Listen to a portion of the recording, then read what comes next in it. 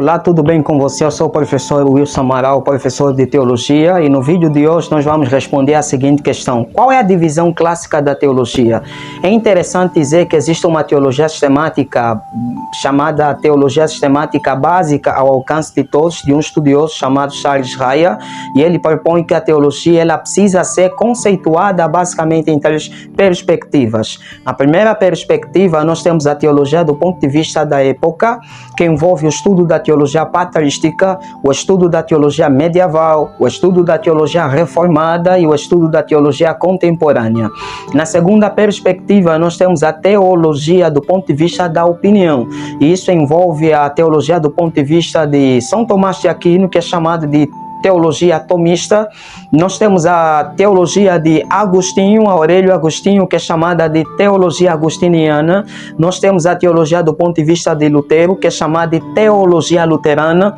E nós temos a teologia de Karl Barth, que é chamada de teologia bartiniana. E, inclusive, temos a teologia de João Calvino, que é um teólogo reformador que viveu aproximadamente no século XVI.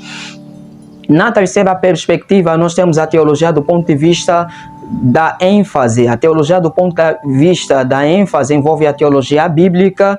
A teologia bíblica, que é o estudo que leva em consideração o contexto sociológico, cultural, histórico, religioso e teológico do texto bíblico, tanto do Antigo quanto do Novo Testamento.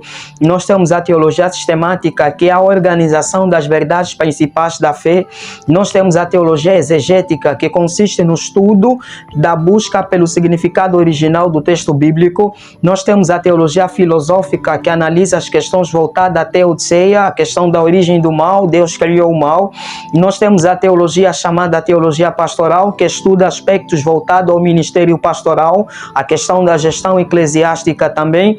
E nós temos a teologia natural, que envolve o estudo da revelação de Deus, ou seja, das diferentes revelações de Deus, como a revelação na criação, a revelação de Deus na história, a revelação de Deus na consciência e a revelação de Deus específica, subdividida em duas categorias: a revelação chamada a Palavra de Deus e a revelação chamada a Pessoa de Cristo Jesus. E vale salientar que ela pode ser pautada em Hebreus capítulo 1, versículo de número 1. E, finalmente, nós temos a teologia histórica que busca analisar o desenvolvimento histórico da fé cristã. Sinteticamente, é exatamente isso. Deus abençoe você e fique ligado conosco.